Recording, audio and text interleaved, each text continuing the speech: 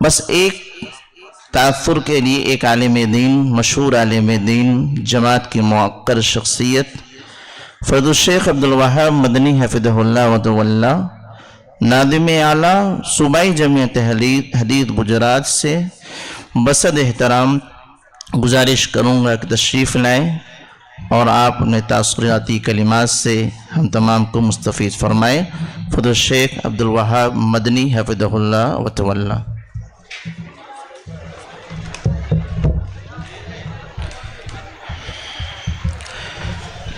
السلام علیکم ورحمۃ اللہ وبرکاتہ۔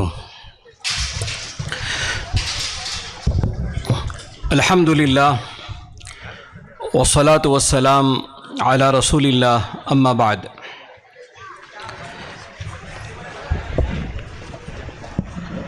محترم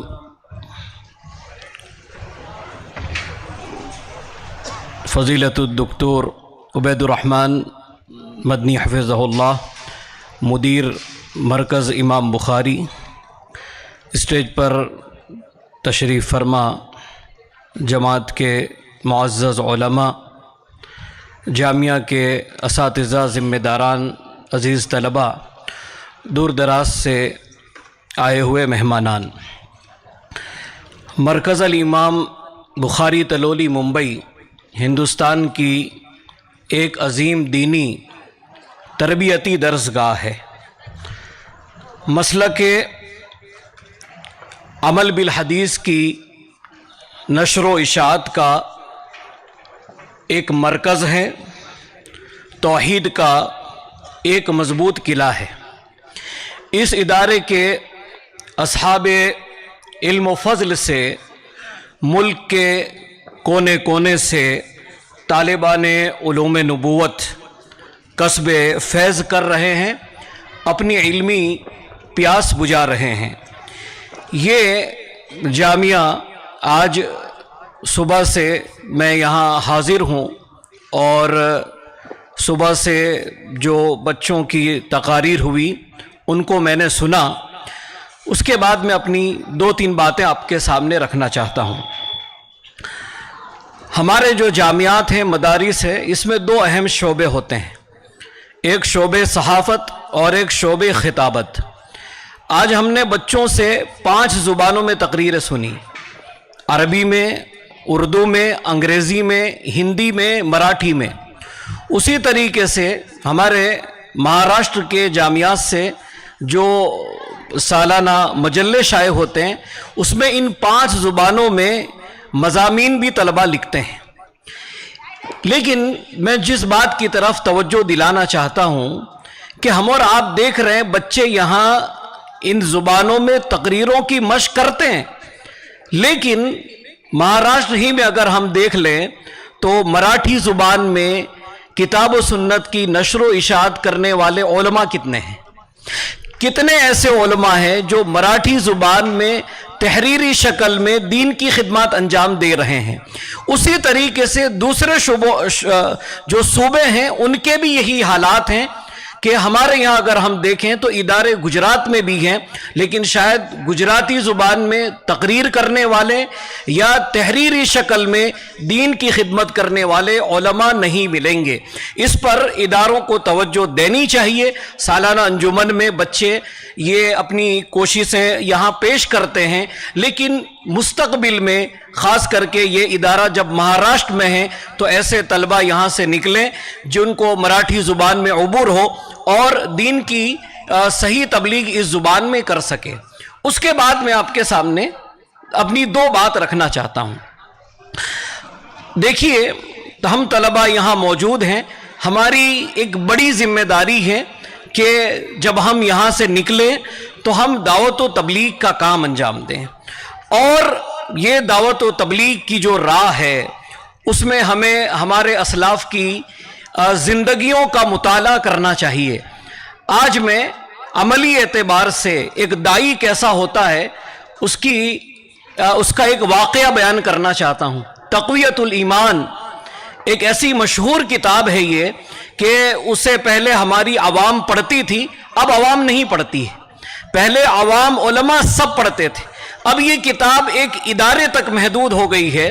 اس تقویت الایمان اس کتاب کی اتنی برکت ہے، آپ دیکھیے کہ اس نے کیسے ایک شخص کو گمراہی سے نکال کر ہدایت کی طرف یہ کتاب لے کر آئی. اگر آپ دیکھنا چاہے تو ہمارا کچھ کا علاقہ دیکھ لیں، جہاں 400 سے زیادہ اہل حدیث مساجد ہیں، اور وہ ایک شخص کی تبلیغ کی وجہ سے، وہ علامہ عبد الرحیم پچھمی رحمت اللہ علیہ، لیکن ان کی زندگی میں جس کتاب کی وجہ سے یہ انقلاب برپا ہوا، ان کو صحیح راہ ملی، وہ کتاب تقویت الایمان ہے. اس کے مصنف شاہ اسماعیل شہید رحمت اللہ علیہ، ان کا ایک واعظ ہوا دہلی میں ان کا ایک واعظ ہوا، اور واعظ میں انہوں نے بیوہ کی شادی کے متعلق چند باتیں بیان فرمائی. کہتے ہیں کہ جب واعظ ختم ہو گیا شاہ اسماعیل شہید رحمت اللہ علیہ کا، تو ان کے پاس واعظ میں جو لوگ شریک تھے وہ آئے، اور آنے کے بعد کہا کہ مولانا آئندہ ہم آپ کا درس اس وقت تک نہیں سنیں گے جب تک کہ آپ اپنے خانوادے کی فلاں بیوہ عورت کا نکاح نہیں کروا دیتے. اور یہ سننا تھا کہ شاہ اسماعیل شہید رحمت اللہ علیہ اپنے خانوادے کی اس عورت کے پاس، اس بہن کے پاس گئے. لکھنے والوں نے لکھا ہے کہ وہ بیوہ عورت 70 سال کی عمر پار کر چکی تھی. اس کے پاس آئے اور آنے کے بعد اس سے کہا کہ میری بہن، آج میں نے جو بیوہ کی شادی سے متعلق بات بیان کی ہے، میرے ساتھیوں نے یہ مطالبہ کیا ہے کہ آئندہ میرا واعظ اس وقت سنا جائے گا کہ جب میں تمہارا نکاح کر دوں. اور شاہ اسماعیل شہید رحمت اللہ علیہ نے یہ اپنی عملی ان کی زندگی آپ دیکھیے، اس بوڑھی اپنی اس بیوہ بہن کا انہوں نے نکاح کروا دیا. یہ ہماری تاریخ کا اپنا ایک حصہ ہے. میں ایک بات اور اپنی یہاں پر رکھتا ہوں، وقت زیادہ نہیں ہے. قرآن کریم کے ایک آیت وما آمن معہ الا قلیل، اور وہ مشہور حدیث صحیح مسلم کی طویل حدیث عرضت علی الامم فرأیت النبی ومعہ الرہط والنبی معہ الرجل والرجلان والنبی ولیس معہ احد. آپ ان پر غور کریں. آپ ہمارا کام پہنچا دینا ہے، تبلیغ کرنا ہے، ہم زمینی سطح پر کام کریں، نتیجہ انجام ہمیں اللہ کے حوالے کرنا ہے.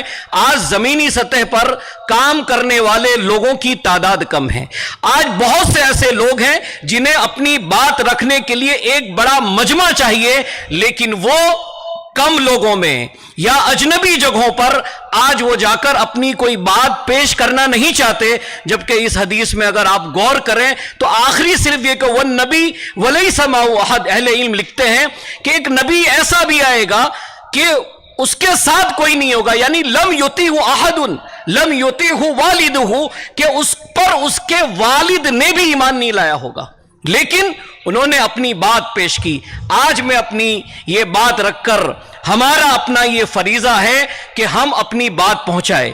یہ علم دین جو ہم یہاں سے حاصل کر رہے ہیں، ہم اخلاص کے ساتھ، اور کوئی ہمارے اندر دنیا کی حرص لالچ ہم میں نہ ہو، ہم پہنچائے ویسے جیسے حافظ عبداللہ غازی پوری رحمت اللہ علیہ نے پہنچایا تھا. ان کا یہ واقعہ بیان کر کے میں اپنی بات ختم کرتا ہوں. حافظ عبداللہ غازی پوری رحمت اللہ علیہ جماعت کے عظیم محدث، اس زمانے میں آرا میں پڑھا رہے تھے، آرا بہار میں، مدرسہ احمدیہ آرا میں پڑھا رہے تھے. پٹنہ سے ایک بیرسٹر اختر امام اور ان کے ساتھی پٹنہ سے ان کے پاس گئے اور جا کر مولانا سے کہا کہ ہم آپ کا وعظ رکھنا چاہتے ہیں، آپ کا ہم خطاب رکھنا چاہتے ہیں، آپ سے استفادہ کرنا چاہتے ہیں، تو آپ فلاں دن آ جائیے، آپ کا درس ہوگا اور اس کے بعد عصر کے بعد ہم آپ کو واپس کر دیں گے. کہتے ہیں کہ حافظ عبداللہ غازی پوری رحمت اللہ علیہ پہنچے، پٹنہ پہنچے، اور اس کے بعد دیکھتے ہیں اسٹیشن پر کوئی استقبال کرنے والا نہیں ہے، کوئی نہیں ہے. یہاں تک کہ عصر کا وقت ہوا اور تب تک بھی کوئی استقبال کے لیے نہیں آیا. آپ واپس لوٹ گئے، عصر کے بعد واپس لوٹ گئے. کچھ دن کے بعد یہی اختر امام صاحب اور ان کے ساتھی مولانا کے پاس دوبارہ آرا پہنچے، اور پہنچنے کے بعد ان سے کہا کہ حضرت ہم معذرت خواہ ہیں، ہم نے آپ کو تکلیف دی, ہم آپ کے استقبال کے لیے نہیں آئے, اور ہم پھر سے آپ کو دعوت دیتے ہیں کہ آپ پھر سے آئیے.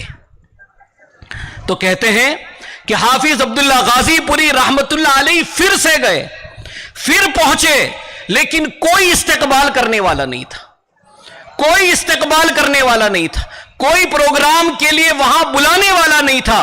کہتے وہی صورتحال رہی, واپس لوٹ آئے, پھر آ گئے آرا, اور اس کے بعد پھر یہ حضرات دوبارہ گئے, تیسری بار حافظ عبداللہ غازی پوری رحمت اللہ علیہ کی خدمت میں پہنچے, کہا ہمیں آپ کا درس رکھنا ہے, ہم آپ سے استفادہ کرنا چاہتے ہیں. اب یہ تیسری مرتبہ حافظ عبداللہ غازی پوری رحمت اللہ علیہ آرا سے پٹنہ پہنچتے ہیں, اور جب پٹنہ پہنچے تو دیکھا کہ سینکڑوں معززین, شہر کے معزز افراد آپ کے استقبال کے لیے اسٹیشن پر موجود ہیں, اور آپ کے بلند اخلاق اور باطنی اوصاف سے بے حد متاثر ہوئے ہیں. اور حافظ عبداللہ غازی پوری رحمت اللہ علیہ سے وہ ادباً کہنے لگے کہ ہم لوگوں نے آپ کی بے نفسی اور پاک نیتی کا بہت چرچا سنا تھا, اس لیے شہر والوں کو اس کی عملی مثال پیش کرنے کے لیے ہم لوگوں نے یہ ترکیب سوچی کہ آج آپ کا اس طریقے سے امتحان لیا جائے, دیکھتے ہیں کہ آپ کے بارے میں جو باتیں مشہور ہیں آپ اس پر پورا اترتے ہیں کہ نہیں اترتے ہیں. لیکن آج ہم نے دیکھ لیا یہ پورا شہر آپ کے علم و فضل سے بے حد متاثر ہے. اور اس کے بعد ایک بات کہی کہ ہم کو اس بات کا یہ اعتراف ہے کہ محض قرآن و حدیث کے درس کی لالچ میں, محض قرآن و حدیث کے درس کی لالچ میں آپ نے یہ ذلت برداشت کی. اگر آپ کی جگہ کوئی شیخ طریقت یا کسی خانقاہ کے سجادہ نشین ہوتے تو آج ہمارے خلاف شہر میں فساد ہو گیا ہوتا.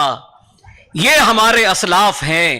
آپ یہ دیکھیے اور موجودہ صورتحال دیکھ لیجئے. میں کچھ اپنی طرف سے نہیں کہنا چاہتا, لیکن دو شعر مجھے یاد آ رہے ہیں ہمارے انہی اسلاف کے بارے میں کہ جس طرف بھی چل پڑے ہم آبلہ پایان شوق, جس طرف بھی چل پڑے ہم آبلہ پایان شوق, خار سے گل اور گل سے گلستاں بنتا گیا, میں اکیلا ہی چلا تھا جانب منزل مگر لوگ ساتھ آتے گئے اور کارواں بنتا گیا. یہ میرے اسلاف کی خدمات کا مختصر تذکرہ ہے. اللہ تعالی ہم سب کو ہمارے اسلاف کے نقش قدم پر چلنے کی توفیق عطا فرمائے. اس ادارے کو, جس ادارے میں ہم اور آپ آج تشریف فرما ہے, اللہ تعالی اس ادارے کو ترقی عطا فرمائے, حاسدین کے حسد سے بچائے. یہ ادارہ جو امام مرکز الامام بخاری کے نام سے ہیں,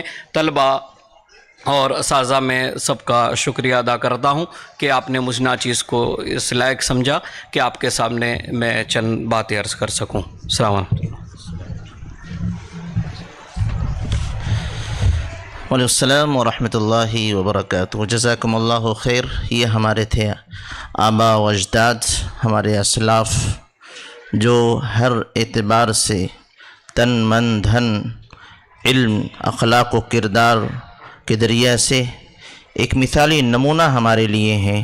ہم بھی اپنی دعوتی کوششوں پر نگاہ ڈالیں اور اس آئینے میں اپنے آپ کو دیکھنے کی کوشش کریں تو خود بخود بہترین سبق ہمارے لیے ہے, ہم اپنی اصلاح کر سکتے ہیں. یہ تھے فضل الشیخ عبدالوہاب مدنی حفظہ اللہ و تولی. تاریخ اہل حدیث, تاریخ اہل حدیث, علماء اہل حدیث, مدارس اہل حدیث, مساجد اہل حدیث, کب, کہاں, کیسے, کیوں, اگر جاننا ہے تو انشاءاللہ ہمارے درمیان یہ معتبر نام فضل الشیخ عبدالوہاب مدنی حفظہ اللہ و تولی ہیں. قابل رشک شخصیت ہیں. الحمدللہ یہ کہنا ہمارے لیے مبالغہ نہیں ہے. جزاکم اللہ خیر.